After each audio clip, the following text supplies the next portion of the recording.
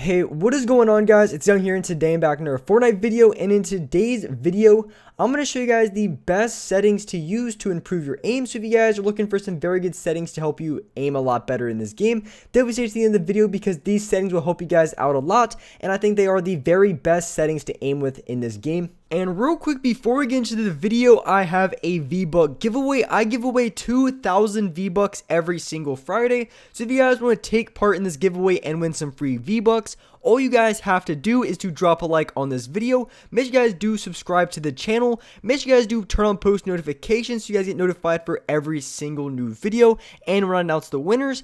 And lastly, leave a comment down below of either your Xbox gamer tag, your PSN gamer tag, or Epic account, and you guys will be automatically entered into the next giveaway. And lastly, make sure you guys do support me in the item shop. All you guys have to do is go down to the bottom right, click on support a creator, type in creator code Young Humor, and you guys will have me added and supported as a creator in the item shop. And alright guys, let's get to the video.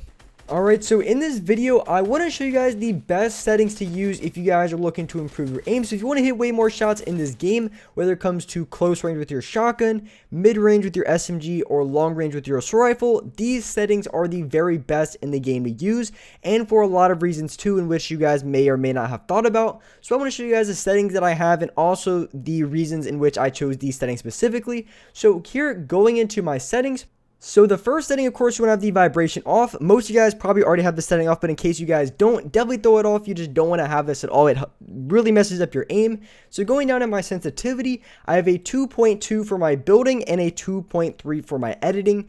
And then going down to my X and Y sensitivity, I play on a 47% and a 45%. I play on a little bit higher X sensitivity for a specific reason, which I'll get into in just a minute. But these are the main sensitivities that I have. And of course, if you think that my building and editing sense is too high, which I do tend to play on a little bit higher building and editing sensitivity for a lot of reasons, because I feel like I go against a lot of tryhards and I need to be as fast as possible. So a lot of you guys probably don't need to have as high as I do, but that's just my personal preference. But the reason why I have a little bit higher X sensitivity than Y sensitivity, so I play on a 47 and a 45%, and the reason being is the 47% really gives you that little bit of boost you need when it comes to flick shots and turning around, which is essential because if you're going against players in, say, a box fight situation, it's very likely that the other person can maybe go to your side very quickly or maybe even jump behind you, and in that case you're going to need a little bit higher X sensitivity to be able to turn around.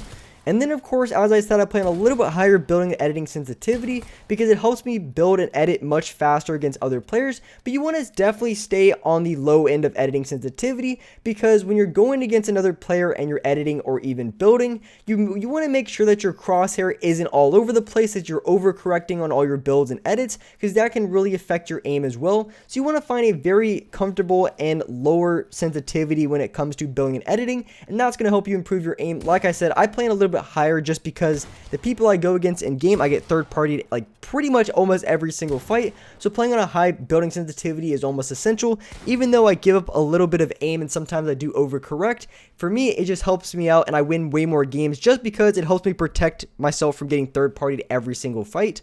So that's why I choose and decide to play on a higher building sensitivity. Now, another reason why I play on a little bit higher X sensitivity than Y, and this is going to be a very important thing that a lot of you guys should take away. That thing is really important. I don't think it's for everyone, but it's just something to keep in mind, is when you're going to reset a wall, one of the biggest things ever is because even if you play on a high editing sensitivity, if you're going to reset a structure, you have to be over on the structure, meaning that if you want to reset a wall very quickly and you're in a box fight type of situation, and as you can see here, after I go for the edit, in order to reset the build, I have to go all the way back over to the structure, meaning that if I play on a really low X sensitivity, this can affect my resetting on walls. Obviously, this doesn't really have any really too much to do with aim, but that's why I play on a little bit higher X sensitivity. Just another reason, it makes it so much faster when it comes to resetting your builds. So if you feel like you're slow on resets, this could be a sensitivity to change and just something to keep in mind when you are looking to improve your editing speed. So going into the bottom part of my sensitivity, as far as my aim down sight sense, I play on 11% and a 10% with a 0.05 look dampening time. Now I really do like this sensitivity a lot, is because The 11% for X sensitivity gives you a good boost when it comes to close range aiming down your sights, because the higher sensitivity you play on for aiming down sights, the better it is at close range, and the higher you play or the lower you play on, the better it is from long range. Obviously, playing on the highest sensitivity possible isn't going to be good, but that's kind of the rule of thumb. So when I play on 11%, it was one of the sensitivity changes that I made that really made a huge difference on my game, because I feel like I was just slightly too slow in those close range situations, because most of the time in game when you're shooting at other players, you're going to be close range rather than long range. So I feel like an 11% is good enough to be just what I need it to be at close range, but still not be too high at long range where I can still hit a lot of my shots. So that's why I really like having an 11% and then having a 10% on my vertical sensitivity. I found this to be the best sensitivity to use for aiming down sights. I'm very accurate with it. I hit a lot of my shots, and overall it's just a great sensitivity to use. Now, as far as the look damping time, the reason why I use this a little bit is because, as I said, with that, when you're playing a little bit higher sensitivity, it can mess up your long range shots. So playing on a 0.05 look damping time really helps me out when it comes to those small analog stick adjustments, which I'm showing here, and it really helped me out when it came to hitting my long range shots. So I'm very accurate at close range, and then putting on just a little bit of a look damping time really improved my range from distance. So I would recommend giving this setting a little bit of a try, anything from like a 0.04 to maybe a 0.08, I think, and I would recommend for you guys to use as well. I wouldn't go anything too high just because it might feel really delayed, but anything, less than like a 0.3, you probably wouldn't even feel the difference anyway. So like a 0.04 to a 0.08, I would recommend for your look damping time. I would recommend giving it a try. Some of you guys may like it, some of you guys may not, but definitely give this a look if you feel like you're struggling when it comes to those long range shots. I feel like it can help a majority of you players out. Now, a really good tip I can give you guys to improve your shots from range, close range, whatever the case may be. This is an excellent tip you guys can use. So when you're aiming in this game, as I said, when you play in linear settings, making those small analog stick adjustments can be very difficult. Meaning if you're trying to just slightly move to the left or right with your crosshair, it's going to be a lot more difficult because on linear settings, it just makes it more difficult than, say, exponential. So one way you can improve your aim and not really have to worry about this at all is, instead of just using my right analog stick to aim, instead of just using the right stick to make those small analog stick adjustments, what I can do is I can move the left analog stick, I can move the movement, and I can use that to line up my shots, as I'll show you guys in just a second.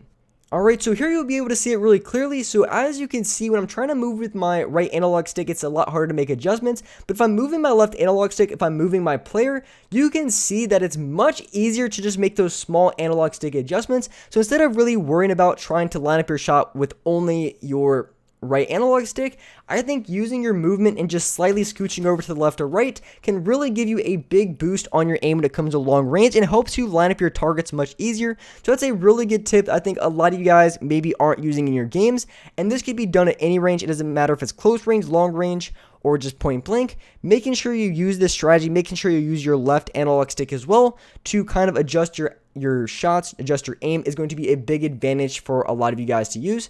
So going into the bottom sensitivities, my dead zones is a 10% and a 10%, and then I play with no foot controller setting because that adds input delay. So as far as your dead zones, you really just want to play on as low as you can without having any crazy stick drift. I just have a slight stick drift. It's nothing too crazy, because if I want to raise my dead zones to eliminate it, I absolutely could, but I want to play on the lowest dead zones that I can, just because it makes everything feel super responsive, and I'm able to hit a lot more shots and just be much more accurate on a low dead zone as opposed to a higher dead zone, even if I have just a little bit of a stick drift. And as I mentioned earlier with the sensitivity, I do tend to play on a higher building and editing sensitivity, but if you want to, you can easily play on like a 2 and a 2.1, or if you guys like even higher, you can play on a 2.5. But like I said, if you think that my sensitivity is a little bit too high for building and editing, I would recommend something like a 2 building sensitivity and a 2.1 editing. I think this is very good, feels very accurate and very smooth. So I would recommend giving this building and editing sensitivity a try if you guys feel like you're missing a lot of your builds and edits because you feel like it's just slightly too fast, because I know a lot of you guys have different preferences with your builds and edits. So just finding the best sensitivity that works for you is going to be the way to go. But with that being said, that's wrap it up for this video. If you guys enjoyed this video, if you guys found this video helpful, make sure you guys do drop a like. Make sure you guys do subscribe to the channel if you guys are new. Make sure you guys do hit that notification button so you guys get notified for every single upload. And as well, I do live stream every single day here on this channel at 6 o'clock Eastern Standard Time. So definitely hit that notification bell so you guys get notified when I go live on this channel. But with that being said, I appreciate you guys watching the video. And alright guys, I'll see you next video.